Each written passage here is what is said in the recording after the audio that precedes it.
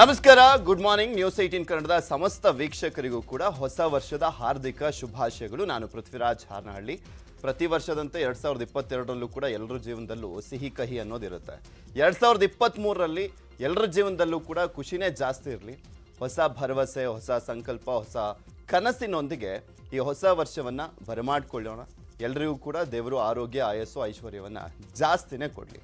2023ರ ಮೊದಲ ಬುಲೆಟಿನ್ ಅನ್ನ ಆರಂಭ ಮಾಡ್ತಾ ಇದ್ದೀನಿ. 30 ನಿಮಿಷ 30 ಸುದ್ದಿಯಲ್ಲಿ ರಾಜ್ಯ, ದೇಶ, ವಿದೇಶದಲ್ಲಿ ಆಗಿರುವಂಥ ಪ್ರಮುಖ ಬೆಳವಣಿಗೆಗಳ ಸುದ್ದಿಗಳನ್ನು ಒಂದೊಂದಾಗಿ ನಿಮ್ಮ ಮುಂದೆ ಇಡ್ತಾ ಹೋಗ್ತೀನಿ, ನೋಡ್ತಾ ಹೋಗೋಣ. 2022ಕ್ಕೆ ಗುಡ್ ಬೈ ಹೇಳ್ತಾ 2023ರ ಹೊಸ ವರ್ಷವನ್ನ ಬೆಂಗಳೂರಿನಲ್ಲಿ ಭರ್ಜರಿಯಾಗಿ ಬರಮಾಡಿಕೊಳ್ಳಲಾಯಿತು. ಕೊರೋನಾ ಕಾರಣದಿಂದ 2 ವರ್ಷಗಳ ಕಾಲ ನ್ಯೂ ಇಯರ್ ಸೆಲೆಬ್ರೇಷನ್ಗೆ ಬ್ರೇಕ್ ಹಾಕಲಾಗಿತ್ತು. ಆದರೆ ಈ ಬಾರಿ ಅದ್ದೂರಿಯಾಗಿ ಹೊಸ ವರ್ಷವನ್ನ ಬರಮಾಡಿಕೊಳ್ಳಲಾಯಿತು. MG ರೋಡ್, ಬ್ರಿಗೇಡ್ ರೋಡ್ ಸೇರಿದಂತೆ ಬೆಂಗಳೂರಿನ ಹಲವೆಡೆ ಸಂಭ್ರಮಾಚರಣೆ ಜೋರಾಗಿತ್ತು. ಪಬ್, ಬಾರ್ಗಳಲ್ಲಿ ಕಲರ್ಫುಲ್ ಲೈಟಿಂಗ್ನಲ್ಲಿ, ಹೊಸ ಕಿಕ್ನಲ್ಲಿ ಹೊಸ ವರ್ಷವನ್ನ ಆಚರಣೆ ಮಾಡಲಾಯಿತು. ಕೋರಮಂಗಲ, ಇಂದಿರಾನಗರದ ಪಬ್ಗಳೆಲ್ಲ ಜನರಿಂದ ತುಂಬಿ ಹೋಗಿತ್ತು. ವಿಶ್ವದಲ್ಲೇ ಮೊದಲು ಹ್ಯಾಪಿ ನ್ಯೂ ಇಯರ್ ಎಂದ ದೇಶ ನ್ಯೂಜಿಲೆಂಡ್. ಕಿವಿಸ್ನಾಡಲ್ಲಿ ಹೊಸ ವರ್ಷವನ್ನ ಜನರು ಅದ್ದೂರಿಯಾಗಿ ಸ್ವಾಗತಿಸಿದ್ದಾರೆ.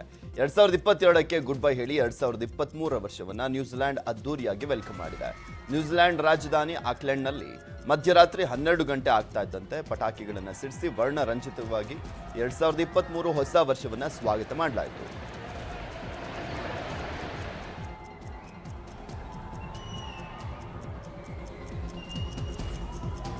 ಇನ್ನು ಆಸ್ಟ್ರೇಲಿಯಾದ ಸಿಡ್ನಿಯಲ್ಲೂ ಕೂಡ 2023 ಹೊಸ ವರ್ಷವನ್ನ ಅದ್ದೂರಿಯಾಗಿ ವೆಲ್ಕಮ್ ಮಾಡಲಾಯಿತು. ಎಲ್ಲೆಲ್ಲೂ ಬೆಳಕಿನ ಚಿತ್ತಾರದ ಮೂಲಕ ಜನರು ಹೊಸ ವರ್ಷವನ್ನ ಬರಮಾಡಿಕೊಂಡ್ರು. ಜಗಮಗಿಸುವ ಲೈಟಿಂಗ್ಸ್ನಲ್ಲಿ ಜನರು ಕುಣಿತು ಕುಪ್ಪಳಿಸಿದರು.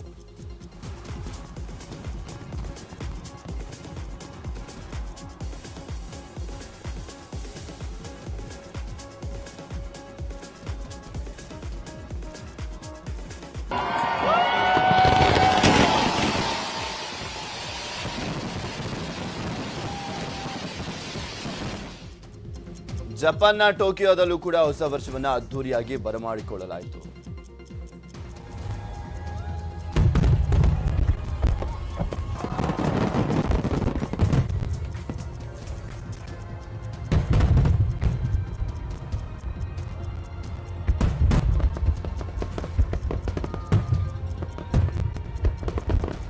ದುಬೈನಲ್ಲೂ ಕೂಡ ಹೊಸ ವರ್ಷದ ಸಂಭ್ರಮ ಮುಗಿಲು ಮುಟ್ಟಿತ್ತು.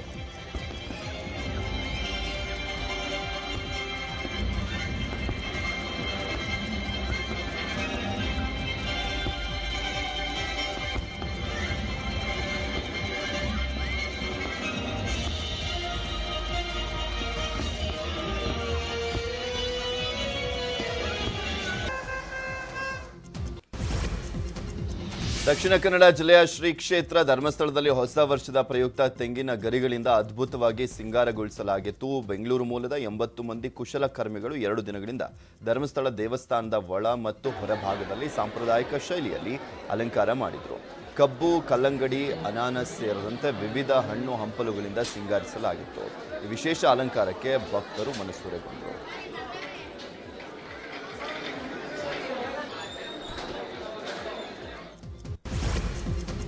ಮೀಸಲಾತಿ ಘೋಷಣೆ ಬಗ್ಗೆ ಬಸವಜಯ ಮೃತ್ಯುಂಜಯ ಸ್ವಾಮೀಜಿ ಅಸಮಾಧಾನವನ್ನು ವ್ಯಕ್ತಪಡಿಸಿದ್ದಾರೆ. ವಿಜಯಪುರದಲ್ಲಿ ಮಾತನಾಡಿದಂಥ ಅವರು, ಸಚಿವ ಸಂಪುಟದಲ್ಲಾದಂಥ ನಿರ್ಣಯ ಗೊಂದಲಕ್ಕೀಡು ಮಾಡಿದೆ.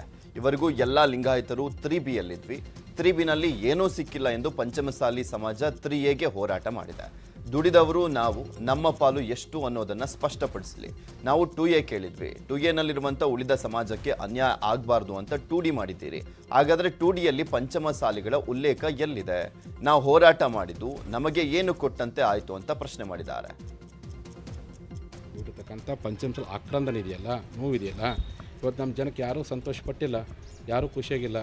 ಸ್ವತಃ ನಮ್ಮ ಮೀಸಲಾತಿ ಹೋರಾಟ ಸಮಿತಿ ಅಧ್ಯಕ್ಷ ಬಸವಣ್ಣ ಪಾಟೀಲ್ ಅವರೇ ಅಧ್ಯಕ್ಷರು ಅವತ್ತು ಒಂದೇ ಮಾತಿರೋದು, ಸ್ವಾಮೀಜಿ ಇದು ಅಸ್ಪಷ್ಟವಾಗಿದೆ, ಸರ್ಕಾರದ ಪ್ರೆಸಿಡೆನ್ಸ್ ಕಾಪಿ ನಮ್ಮ ಕೈ ಬಂದ ಮೇಲೆ ನಾವು ಚರ್ಚೆ ಅಲ್ಲಿವರೆಗೂ ನಾವು ವಿರೋಧ ಮಾಡೋದು ಬೇಡ, ವಿಜಯೋತ್ಸವ ಮಾಡೋದು ಬೇಡ. ಇಡೀ ಕರ್ನಾಟಕದ ಪಂಚಮಸಾಲಿ ಸಮಾಜ ಕಾಡ್ತಾಯಿದೆ. ಹಾಗಾಗಿ ನಾನು ಸರ್ಕಾರ ಕೇಳಕ್ಕೆ ಇಚ್ಛೆ ಪಡ್ತೀನಿ, ನಿಮ್ಮ ಕ್ಯಾಬಿನೆಟ್ಟಿನ ಸ್ಪಷ್ಟ ವಿವರಣೆ ನಮಗೆ ತಿಳಿಸ್ತೀರಿ.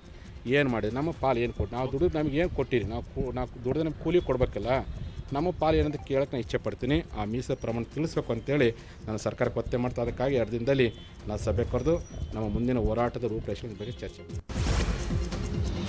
ಬೆಂಗಳೂರಿನ ಅರಮನೆ ಮೈದಾನದಲ್ಲಿ ಬೂತ್ ಮಟ್ಟದ ಬಿಜೆಪಿ ಸಮಾವೇಶ ನಡೆಯಿತು. ಈ ವೇಳೆ ಮಾತನಾಡಿದಂತ ಕೇಂದ್ರ ಗೃಹ ಸಚಿವ ಅಮಿತ್ ಶಾ, ಕರ್ನಾಟಕದಲ್ಲಿ ಮುಂಬರುವಂತಹ ವಿಧಾನಸಭೆ ಚುನಾವಣೆಯಲ್ಲಿ ಬಿಜೆಪಿ ಏಕಾಂಗಿಯಾಗಿ ಸ್ಪರ್ಧಿಸುವುದರ ಜೊತೆ ಅಧಿಕಾರಕ್ಕೆ ಬಂದು ಸರ್ಕಾರ ರಚಿಸಲಿದೆ ಅಂತ ಹೇಳಿದರು. ಕೆಲವರು ಮುಂದಿನ ಚುನಾವಣೆಯಲ್ಲಿ ಜೆಡಿಎಸ್ ಜೊತೆ ಬಿಜೆಪಿ ಮೈತ್ರಿ ಮಾಡಿಕೊಳ್ಳಲಿದೆ ಎಂಬ ವದಂತಿಯನ್ನ ಹಬ್ಬಿಸ್ತಾ ಇದ್ದಾರೆ. ಆದರೆ ಅದು ಸುಳ್ಳು. ಬಿಜೆಪಿ ಏಕಾಂಗಿಯಾಗಿ ಚುನಾವಣೆ ಎದುರಿಸಲಿದ್ದು ಬೆಂಗಳೂರಿನಲ್ಲಿ 28 ಸ್ಥಾನಗಳಲ್ಲಿ 20 ಸ್ಥಾನ ಗೆಲ್ಲಬೇಕು. ರಾಜ್ಯದಲ್ಲಿ ಮತ್ತೊಮ್ಮೆ ಬಿಜೆಪಿ ಅಧಿಕಾರಕ್ಕೆ ಬರಲಿದೆ ಅಂತ ಅಮಿತ್ ಶಾ ವಿಶ್ವಾಸವನ್ನು ವ್ಯಕ್ತಪಡಿಸಿದ್ದಾರೆ. ಇನ್ನು ಸಿಎಂ ಬೊಮ್ಮಾಯಿ ಮಾತನಾಡಿದ್ದು ಕಾಂಗ್ರೆಸ್ ವಿರುದ್ಧ ವಾಗ್ದಾಳಿ ಮಾಡಿದರು. जनता पार्टी की सरकार बनाने का संकल्प लेकर यहाँ पर एकत्रित आए हैं, तब कैंपेगौड़ा की ये मूर्ति हमारी सरकार के लिए प्रेरणा का स्थान रहेगी, हमारी मार्ग प्रशस्त करने वाली रहेगी। मित्रों, 2018 के चुनाव में बेंगलोर की जनता ने, कर्नाटक की जनता ने भारतीय जनता पार्टी को सबसे बड़ी पार्टी बनाया, परंतु थोड़ी सी चूक रह गई। और जैसा हमेशा होता है कि ಈ ದೇಶದ ಅಖಂಡತೆ, ಏಕತೆ, ಆಂತರಿಕ ಸುರಕ್ಷತೆ, ಬಾಹ್ಯ ಸುರಕ್ಷತೆಯ ಜೊತೆಗೆ ಈ ದೇಶದ ಆರ್ಥಿಕ ಅಭಿವೃದ್ಧಿ, ಸಾಮಾಜಿಕ ಸಾಮರಸ್ಯ, ಕಡು ಬಡವರ ಚಿಂತನೆ, ಕಡು ಬಡವರು ಕೂಡ ಬಡತನ ರೇಖೆಯಿಂದ ಮೇಲೆ ಬರಬೇಕು ಅನ್ನುವಂಥ ಕಾರ್ಯಕ್ರಮ, ಇವೆಲ್ಲವನ್ನು ಕೂಡ ನಾವು ಭಾರತೀಯ ಜನತಾ ಪಕ್ಷ ಮಾಡಕ್ಕೆ ಸಾಧ್ಯ. ಒಂದು ಪಕ್ಷ ಯಶಸ್ವಿ ಆಗಬೇಕಾ. ಅಮಿತ್ ಶಾ ರಾಜ್ಯಕ್ಕೆ ಬಂದರೂ ಕೂಡ ಕ್ಯಾಬಿನೆಟ್ ಕಗ್ಗಂಟು ಮಾತ್ರ ಬಗೆಹರಿದಿಲ್ಲ. 2 ದಿನಗಳಿಂದ ರಾಜ್ಯ ಪ್ರವಾಸದಲ್ಲಿದ್ದಂಥ ಅಮಿತ್ ಶಾ ಅವರನ್ನ ಸಿಎಂ ಬಸವರಾಜ ಬೊಮ್ಮಾಯಿ ಸೇರಿದಂತೆ ಸಚಿವಾಕಾಂಕ್ಷಿಗಳು ಭೇಟಿಯನ್ನ ಮಾಡಿದ್ರು. ಬೆಂಗಳೂರಿನ ಖಾಸಗಿ ಹೋಟೆಲ್ನಲ್ಲಿ ಭೇಟಿಯಾದಾಗ ಸಂಪುಟ ವಿಸ್ತರಣೆಯ ಬಗ್ಗೆ ಯಾವುದೇ ಚರ್ಚೆಯನ್ನ ನಡೆಸಿಲ್ಲ ಎನ್ನಲಾಗಿದೆ. ಇದಕ್ಕೂ ಮುನ್ನ ರೇಸ್ ಕೋರ್ಸ್ ರಸ್ತೆಯ ಸಿಎಂ ಮನೆಯಲ್ಲಿ ಸಿಎಂ ಬಸವರಾಜ ಬೊಮ್ಮಾಯಿ, ಬಿಜೆಪಿ ರಾಜ್ಯಾಧ್ಯಕ್ಷ ನಳಿನ್ ಕುಮಾರ್ ಕಟೀಲ್, ಕೇಂದ್ರ ಸಚಿವ ಪ್ರಹ್ಲಾದ್ ಜೋಶಿ ಹಾಗೂ ಸಚಿವಾಕಾಂಕ್ಷಿಗಳಾಗಿರುವಂಥ ಯೋಗೇಶ್ವರ್, ರಮೇಶ್ ಜಾರಕಿಹೊಳಿ ಸಭೆಯನ್ನ ನಡೆಸಿದರು. ನಂತರ ಆಕಾಂಕ್ಷಿಗಳು ಅಮಿತ್ ಶಾ ಎದುರು ಸಚಿವ ಸ್ಥಾನ ವಿಚಾರವನ್ನ ಪ್ರಸ್ತಾಪ ಮಾಡಿದ್ದಾರೆ. ಆದರೆ ಅಮಿತ್ ಶಾ ಮಾತ್ರ ಸಂಪುಟ ವಿಸ್ತರಣೆ ಸಿಎಂ ವಿವೇಚನೆಗೆ ಬಿಟ್ಟಿದ್ದಾರೆ ಅಂತ ಹೇಳಲಾಗ್ತಾ ಇದೆ.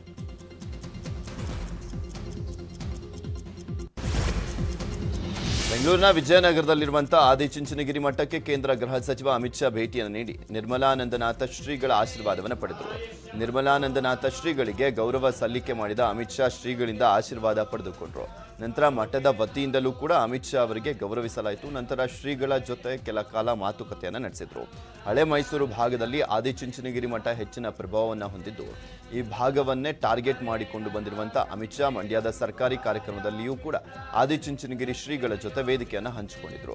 ನಂತರ ಇದೀಗ ಮತ್ತೆ ಆದಿಚುಂಚನಗಿರಿ ಮಠಕ್ಕೆ ಭೇಟಿಯನ್ನ ನೀಡಿರುವಂಥದ್ದು ಕುತೂಹಲವನ್ನು ಮೂಡಿಸಿದೆ.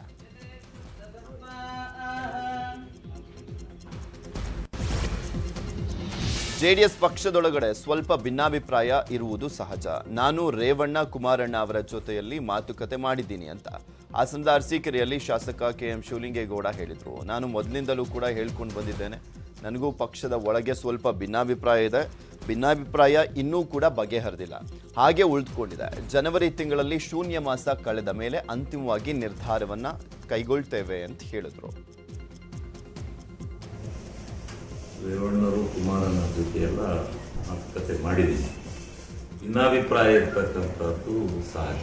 ನಾನು ಮೊದಲಿಂದ ಪತ್ರಿಕೆಯಲ್ಲಿ ಹೇಳ್ಕೊಂಡೇ ಬಂದಿದ್ದೀನಿ, ನಮಗೂ ಪಕ್ಷದ ನೆಲೆ ಒಳಗಡೆ ಸ್ವಲ್ಪ ಭಿನ್ನಾಭಿಪ್ರಾಯ ಇದೆ. ಇದು ಯಾವ್ಯಾವ ವಿಚಾರ ಅಂತೇಳಿ ಈ ಸಂದರ್ಭದಲ್ಲಿ ನಾನು ಕೆದಕಲಿಕ್ಕೆ. ಕೋಲಾರದ ಮಾಲೂರು ಬಿಜೆಪಿ ಮುಖಂಡ ಹೂಡಿ ವಿಜಯ್ ಕುಮಾರ್ ವಿರುದ್ಧ ಬಿಜೆಪಿ ಜಿಲ್ಲಾಧ್ಯಕ್ಷ ವೇಣುಗೋಪಾಲ ವಾಗ್ದಾಳಿಯನ್ನು ನಡೆಸಿದ್ದಾರೆ. ಹೂಡಿ ವಿಜಯ್ ಕುಮಾರ್ ವಾಟರ್ ಕ್ಯಾನ್ ಗಿರಾಕಿ. ಕಳೆದ MLC ಚುನಾವಣೆಯಲ್ಲಿ ಹೂಡಿ ವಿಜಯ್ ಕುಮಾರ್ ಬಿಜೆಪಿ ವಿರುದ್ಧ ಕೆಲಸ ಮಾಡಿದ್ರು. ಬೂತ್ ಮಟ್ಟದ ಚುನಾವಣೆ ಗೆಲ್ಲಿಕ್ಕೆ ನನಗೆ ಯೋಗ್ಯತೆ ಇಲ್ಲ ಅಂತ ನನ್ನನ್ನು ಟೀಕಿಸಿದ್ದಾರೆ. ಕಾಂಗ್ರೆಸ್ನ ಶಾಸಕ ನಂಜೇಗೌಡ ವಿರುದ್ಧ ಹೋರಾಡುವಲ್ಲಿ ಹೂಡಿ ವಿಜಯ್ ಕುಮಾರ್ ವಿಫಲರಾಗಿದ್ದಾರೆ ಅಂತ ಕಿಡಿಕಾರಿದ್ದಾರೆ. ತುಮಕೂರಿನಲ್ಲಿ ಗುತ್ತಿಗೆದಾರ ಪ್ರಸಾದ್ ಆತ್ಮಹತ್ಯೆ ಪ್ರಕರಣಕ್ಕೆ ಸಂಬಂಧಪಟ್ಟಂತೆ MLC ರಾಜೇಂದ್ರ ಮಾತನಾಡಿದ್ದಾರೆ. ಗುತ್ತಿಗೆದಾರ ಆತ್ಮಹತ್ಯೆ ಬಗ್ಗೆ ಈವರೆಗೂ ಯಾರೂ ಕೂಡ ತಲೆ ಕೆಡಿಸಿಕೊಂಡಿಲ್ಲ ಅಂತ ಹೇಳಿದ್ರು.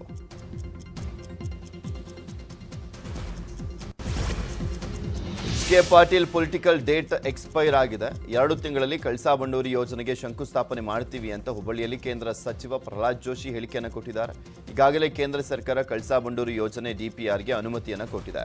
ಯೋಜನೆ ಆರಂಭಿಸಲಿಕ್ಕೆ ಫಾರೆಸ್ಟ್ ಕ್ಲಿಯರೆನ್ಸ್ ರಾಜ್ಯ ಸರ್ಕಾರದ ಮಟ್ಟದಲ್ಲಿಯೇ ತೆಗೆದುಕೊಳ್ಳಬಹುದು ಅಂತ ಕೇಂದ್ರ ಸಚಿವ ಪ್ರಹ್ಲಾದ್ ಜೋಶಿ ಸ್ಪಷ್ಟಪಡಿಸಿದರು. ನ್ಯಾಯಯುತವಾದಂಥ ಬೇಡಿಕೆ ಈಡೇರಿದೆ. ಅದಕ್ಕೆ DPR ಅಪ್ರೂವಲ್ ಸಿಕ್ಕಿದೆ. ನಾವು ಪ್ರಾಜೆಕ್ಟ್ DPRದಲ್ಲಿ ಸಾಕಷ್ಟು ಸೈಂಟಿಫಿಕ್ ಆಗಿ, ಯಾಕಂದರೆ technology has changed. Technology change ಆಗಿದ್ದರಿಂದ ಕಮ್ಮಿ ಗಿಡ ಕಡಿಯುವಂಥದ್ದು ಇತ್ಯಾದಿ ಎಲ್ಲ ಮಾಡಿದ್ರಿಂದ ಫಾರೆಸ್ಟನ್ನು ಕಮ್ಮಿ ಉಪಯೋಗ ಮಾಡುವಂಥ ತೀರ್ಮಾನವನ್ನು ಮಾಡಿರೋದ್ರಿಂದ ನಮ್ಮ ಮಟ್ಟದಲ್ಲಿ ಇದು ಕ್ಲಿಯರ್ ಆಗ್ತದೆ ಮತ್ತು ಇಟ್ ವಿಲ್ ಬಿಕಮ್ ರಿಯಲೈಸ್ಡ್. ನಂತರ ಇದರದ್ದು ಶಂಕುಸ್ಥಾಪನೆಯನ್ನು ನಾನು ಆದಷ್ಟು ಬೇಗ ಒಂದು 2 ತಿಂಗಳಲ್ಲಿ ಶತಾಯಗತಾಯ ರಾಜಕೀಯಕ್ಕೆ ಬಂದು ಗೆಲುವಿನ ಕುದುರೆ ಏರಿ ವಿಧಾನಸಭೆ ಮೆಟ್ಟಿಲು ಹತ್ತಲಿಕ್ಕೆ ಜನಾರ್ದನ್ ರೆಡ್ಡಿ ತಯಾರಿಯನ್ನು ಮಾಡಿಕೊಳ್ತಿದ್ದಾರೆ. ಜನವರಿ 3ಕ್ಕೆ ಕಲ್ಯಾಣ ಪ್ರಗತಿ ಪಕ್ಷದಿಂದ ಗಂಗಾವತಿಯಲ್ಲಿ ಬೈಕ್ ರ್ಯಾಲಿ ನಡೆಯಲಿದೆ. ಗಂಗಾವತಿಯ PWD ಕ್ಯಾಂಪ್ ಬಳಿ ಸಮಾವೇಶ ನಡೆಸಿ ಕಾರ್ಯಕರ್ತರನ್ನ ಸೆಳೆಯಲಾಗುತ್ತೆ. ಕೊಪ್ಪಳ ಜಿಲ್ಲೆಯ 5 ಕ್ಷೇತ್ರದಲ್ಲಿ ಅಭ್ಯರ್ಥಿಗಳನ್ನು ನಿಲ್ಲಿಸಲಿಕ್ಕೆ ಸಿದ್ಧತೆಯನ್ನು ನಡೆಸಲಾಗ್ತಾ ಇದ್ದು, ಕುಷ್ಟಗಿಯಿಂದ ಬಸವರಾಜ ಹಳ್ಳೂರ ಕಣಕ್ಕಿಳಿಸುವಂಥದ್ದು ಪಕ್ಕಾ ಆಗಿದೆ. ಇನ್ನು ಇಂದಿನಿಂದ ರೆಡ್ಡಿ ಪತ್ನಿ ಬಳ್ಳಾರಿ ನಗರ ಕ್ಷೇತ್ರದಲ್ಲಿ ಪ್ರಚಾರ ಆರಂಭಕ್ಕೆ ಸಿದ್ಧತೆ ಮಾಡಿಕೊಂಡಿದ್ದಾರೆ. ವಿಜಯಪುರದ ಸಿದ್ದೇಶ್ವರ ಸ್ವಾಮೀಜಿ ಅನಾರೋಗ್ಯ ಹಿನ್ನೆಲೆಯಲ್ಲಿ ಜ್ಞಾನ ಯೋಗಾಶ್ರಮಕ್ಕೆ ಭಕ್ತ ಸಾಗರವೇ ಹರಿದು ಬರ್ತಾ ಇದೆ. ಅಲ್ಲದೆ ಸಚಿವರು, ಶಾಸಕರು ಜ್ಞಾನ ಯೋಗಾಶ್ರಮಕ್ಕೆ ಭೇಟಿಯನ್ನು ನೀಡಿ ಸ್ವಾಮೀಜಿಗಳ ಆರೋಗ್ಯವನ್ನು ವಿಚಾರಿಸಿದರು. ಇನ್ನು ಮುಖ್ಯಮಂತ್ರಿ ಹಾಗೆ ಕೇಂದ್ರ ಸಚಿವ ಜ್ಞಾನ ಯೋಗಾಶ್ರಮಕ್ಕೆ ಭೇಟಿಯನ್ನು ನೀಡಿ ಸಿದ್ದೇಶ್ವರ ಶ್ರೀಗಳ ಆರೋಗ್ಯವನ್ನು ವಿಚಾರಿಸಿದರು. ಸಿದ್ದೇಶ್ವರ ಶ್ರೀಗಳ ದರ್ಶನವನ್ನು ಪಡೆದು ಬಂದ ಬಳಿಕ ಮಾತನಾಡಿದಂಥ ಮುಖ್ಯಮಂತ್ರಿಗಳು, ಕಳೆದ 1 ವಾರದಿಂದ ಪ್ರತಿದಿನ ಫೋನ್ ಮಾಡಿ ಆರೋಗ್ಯವನ್ನು ವಿಚಾರಿಸ್ತಾ ಇದ್ದೇನೆ. ಶ್ರೀಗಳ ಆರೋಗ್ಯ ಆಶ್ಚರ್ಯಕರ ರೀತಿಯಲ್ಲಿ ಸುಧಾರಿಸಿದೆ ಅಂತ ಹೇಳಿದರು. ಇನ್ನು ಕೇಂದ್ರ ಸಚಿವ ಪ್ರಹ್ಲಾದ್ ಜೋಶಿ ಮಾತನಾಡಿದರು, ಶ್ರೀಗಳು ಆರೋಗ್ಯ ಚೆನ್ನಾಗಿದೆ. ಸಿದ್ದೇಶ್ವರ ಸ್ವಾಮೀಜಿಗಳ ಆರೋಗ್ಯದ ಬಗ್ಗೆ ಪ್ರಧಾನಮಂತ್ರಿ ನರೇಂದ್ರ ಮೋದಿ ಮಾಹಿತಿಯನ್ನು ಪಡೆದಿದ್ದಾರೆ. ಶ್ರೀಗಳು ಬೇಗ ಗುಣಮುಖ ಆಗಲಿ ಅಂತ ಪ್ರಾರ್ಥಿಸ್ತೇವೆ ಅಂತ ಹೇಳಿದರು. ಕ್ಷೀಣಿಸ್ತದೆ ಅಂತ ನಮ್ಗೆ ಗೊತ್ತಿರಲಿಲ್ಲ. ಆದರೂ ಕೂಡ ಅವರು ಬೇಗ ಗುಣಮುಖ ಆಗಲಿ ಅನ್ನುವಂಥದ್ದು ನಮ್ಮೆಲ್ಲರ ಹಾರೈಕೆ. ಮಹಾರಾಷ್ಟ್ರದ ನಾಗ್ಪುರದಲ್ಲಿರುವಂಥ RSS ಪ್ರಧಾನ ಕಚೇರಿಯನ್ನು ಸ್ಫೋಟಿಸುವುದಾಗಿ ಅಪರಿಚಿತರಿಂದ ಬೆದರಿಕೆ ಕರೆ ಬಂದಿದೆ. ಈ ಹಿನ್ನೆಲೆಯಲ್ಲಿ RSS ಕಚೇರಿ ಬಳಿ ಡ್ರೋನ್ ಹಾರಾಟ ನಿಷೇಧಿಸಲಾಗಿದೆ. ಅಲ್ಲದೆ RSS ಕಚೇರಿ ಸುತ್ತಮುತ್ತ ಪೊಲೀಸರು ಬಿಗಿ ಬಂದೋಬಸ್ತನ್ನು ಕೈಗೊಂಡಿದ್ದಾರೆ. ಇನ್ನು ಬಾಂಬ್ ಪತ್ತೆ ದಳ ಮತ್ತು ಶ್ವಾನ ದಳವನ್ನು ಕರೆಸಿ RSS ಕಚೇರಿ ಆವರಣವನ್ನು ಕೂಲಂಕುಷವಾಗಿ ಪರಿಶೀಲನೆ ಮಾಡಲಾಯಿತು. ಯಾವುದೇ ಅನುಮಾನಾಸ್ಪದ ವಸ್ತುಗಳು ಪತ್ತೆಯಾಗಿಲ್ಲ. ರಾಯಚೂರಿನ RTPS 7ನೇ ಘಟಕದಲ್ಲಿ ಅಗ್ನಿ ಅವಘಡ ಸಂಭವಿಸಿದೆ. ಶಕ್ತಿನಗರದಲ್ಲಿನ ಶಾಖೋತ್ಪನ್ನ ವಿದ್ಯುತ್ ಕೇಂದ್ರದ 7ನೇ ಘಟಕದಲ್ಲಿ ಬೆಂಕಿ ಅವಘಡದಿಂದ ವಿದ್ಯುತ್ ಉತ್ಪಾದನೆ ಕಾರ್ಯ ಸ್ಥಗಿತಗೊಂಡಿದೆ. ಬೆಂಕಿಯ ಕೆನ್ನಾಲಿಗೆ UCB ಸ್ವಿಚ್ ಗೇರ್ ಸುಟ್ಟು ಕರಕಲಾಗಿದೆ. ಹೀಗಾಗಿ 210 ಮೆಗಾವ್ಯಾಟ್ ಉತ್ಪಾದನೆ ಸ್ಥಗಿತಗೊಂಡಿದೆ. Welcome back. ಉಳಿದ ಸುದ್ದಿಗಳನ್ನು ಒಂದೊಂದಾಗಿ ನೋಡ್ತಾ ಹೋಗೋಣ. ರಾಮನಗರ ಜಿಲ್ಲೆಯ ಕನಕಪುರದ ಟಿ ಗೊಲ್ಲಹಳ್ಳಿ ಗ್ರಾಮದಲ್ಲಿ ಕಾಡಾನೆಗಳ ಉಪಟಳ ಮಿತಿ ಮೀರಿದೆ. 20ಕ್ಕೂ ಹೆಚ್ಚು ಆನೆಗಳು ಬಾಳೆ, ತೆಂಗು, ಮಾವಿನ ಮರಗಳನ್ನು ನಾಶ ಮಾಡಿದೆ. ಅದರಿಂದ 10 ರೈತರು ಕಂಗಾಲಾಗಿದ್ದು ನ್ಯಾಯ ಕೊಡಿಸುವಂತೆ ಆಗ್ರಹವನ್ನು ಮಾಡಿದ್ದಾರೆ. ಮಾಜಿ ಪೋಪ್ 16ನೇ ಬೆನೆಡಿಕ್ಟ್ ಅವರು ವ್ಯಾಟಿಕನ್ನ ಮೇಟರ್ ಎಕ್ಲೇಸಿಯಲ್ಲಿ ವಿಧಿವಶರಾಗಿದ್ದಾರೆ. ವ್ಯಾಟಿಕನ್ನ ಮೇಟರ್ ಎಕ್ಲೇಸಿಯಾ ಮಠದಲ್ಲಿ ನಿನ್ನೆ ಕೊನೆಯುಸಿರೆಳೆದಿದ್ದಾರೆ. ಜರ್ಮನಿಯ ದೇವತಾ ಶಾಸ್ತ್ರಜ್ಞರಾಗಿದ್ದಂಥ ಬೆನೆಡಿಕ್ಟ್ ಅವರು 600 ವರ್ಷಗಳ ಇತಿಹಾಸದಲ್ಲೇ ಪೋಪ್ ಸ್ಥಾನಕ್ಕೆ ರಾಜೀನಾಮೆ ನೀಡಿರುವಂಥ ಮೊದಲ ವ್ಯಕ್ತಿಯಾಗಿದ್ದಾರೆ. 2013ರಲ್ಲಿ ಅವರು ಆ ಸ್ಥಾನಕ್ಕೆ ರಾಜೀನಾಮೆಯನ್ನು ನೀಡಿದರು. ಬೆನೆಡಿಕ್ಟ್ ಅವರ ಪಾರ್ಥಿವ ಶರೀರವನ್ನು ಸೆಂಟ್ ಪೀಟರ್ಸ್ ಬೆಸಿಲಿಕಾದಲ್ಲಿ ಸಾರ್ವಜನಿಕರ ದರ್ಶನಕ್ಕೆ ವ್ಯವಸ್ಥೆ ಮಾಡಲಾಗಿದೆ. ಬೆನೆಡಿಕ್ಟ್ ಅಂತ್ಯಕ್ರಿಯೆಯು ಜನವರಿ 5ರಂದು ಸೆಂಟ್ ಪೀಟರ್ಸ್ ಸ್ಕ್ವೇರ್ನಲ್ಲಿ ಪೋಪ್ ಫ್ರಾನ್ಸಿಸ್ ಅವರ ನೇತೃತ್ವದಲ್ಲಿ ನಡೆಯಲಿದೆ. ಶಿರ್ಡಿಯ ಸಾಯಿಬಾಬನ ಹುಂಡಿ ಎಣಿಕೆ ಕಾರ್ಯ ನಡೆಯಿತು. ಭಕ್ತರು ಸಾಯಿಬಾಬನ ಜೋಳಿಗೆಯನ್ನು ಭರ್ಜರಿಯಾಗಿ ತುಂಬಿದ್ದಾರೆ. ಈ ವರ್ಷ 400 ಕೋಟಿ 17 ಲಕ್ಷ ಸಂಗ್ರಹವಾಗಿದೆ. ಸುಮಾರು 1.5 ಕೋಟಿ ಭಕ್ತರು ಈ ವರ್ಷ ಸಾಯಿಬಾಬನ ದರ್ಶನವನ್ನು ಪಡೆದಿದ್ದಾರೆ. ದೇವಾಲಯದ ಹುಂಡಿಯಲ್ಲಿ 167 ಕೋಟಿ 77 ಲಕ್ಷ ರೂಪಾಯಿ ಸಂಗ್ರಹವಾಗಿದೆ. ದೇಣಿಗೆ ಕೌಂಟರ್ನಲ್ಲಿ 74.32 ಕೋಟಿ, ಆನ್ಲೈನ್ ಡೊನೇಷನ್ 144 ಕೋಟಿ 45 ಲಕ್ಷ ಸಂಗ್ರಹವಾಗಿದೆ. 2 ವರ್ಷ 26 ಕೆಜಿ ಚಿನ್ನ, 300 ಕೆಜಿ ಬೆಳ್ಳಿಯನ್ನು ಸಾಯಿಬಾಬಾ ಭಕ್ತರು ಸಮರ್ಪಣೆ ಮಾಡಿದ್ದಾರೆ. ನಟಿ ಕೃತಿ ಸನೂನ್ ಜೊತೆಗಿನ ಡೇಟಿಂಗ್ ವದಂತಿ ವಿಚಾರಕ್ಕೆ ಬಾಹುಬಲಿ ಖ್ಯಾತಿಯ ಪ್ರಭಾಸ್ ಫುಲ್ ಸ್ಟಾಪ್ ಇಟ್ಟಿದ್ದಾರೆ. ಅನ್ಸ್ಟಾಪಬಲ್ ವಿತ್ NBK2 ಕಾರ್ಯಕ್ರಮದಲ್ಲಿ ಈ ಕುರಿತು ಪ್ರತಿಕ್ರಿಯಿಸಿರುವಂತಹ ಪ್ರಭಾಸ್ ಇದು ಹಳೆಯ ಸುದ್ದಿ ಎಂದಷ್ಟೇ ಉತ್ತರಿಸಿದ್ರು. ಈ ಮೂಲಕ ಕೃತಿ ಸನೂನ್ ಜೊತೆಗಿನ ಡೇಟಿಂಗ್ ವದಂತಿಗಳನ್ನು ನಿರಾಕರಣೆ ಮಾಡಿದ್ದಾರೆ. ಬಾಲಿವುಡ್ನ ಖ್ಯಾತ ನಿರ್ದೇಶಕ ಓಂ ರಾವತ್ ನಿರ್ದೇಶನದ ಬಹು ನಿರೀಕ್ಷಿತ ಆದಿಪುರುಷ್ ಚಿತ್ರದಲ್ಲಿ ಪ್ರಭಾಸ್ ರಾಮ ಪಾತ್ರದಲ್ಲಿ ಹಾಗೂ ಕೃತಿ ಸನೂನ್ ಸೀತೆ ಪಾತ್ರದಲ್ಲಿ ಕಾಣಿಸಿಕೊಂಡರು. ಇವಿಷ್ಟು ಈ ಕ್ಷಣದವರೆಗಿನ 30 ನಿಮಿಷ 30 ಸುದ್ದಿ. ಮತ್ತಷ್ಟು ಸುದ್ದಿಗಳನ್ನು 8 ಗಂಟೆಯ 3 ಬಿಗ್ ಬ್ರೇಕಿಂಗ್ ನ್ಯೂಸ್ನಲ್ಲಿ ನಿಮ್ಮ ಮುಂದೆ ಇಡ್ತಾ ಹೋಗ್ತೀನಿ. ಅಲ್ಲಿವರೆಗೂ ನೋಡ್ತಾ ಇರಿ ನ್ಯೂಸ್ 18 ಕನ್ನಡ. ಜಾಲ ನಮ್ಮದು, ಬಲ ನಿಮ್ಮದು.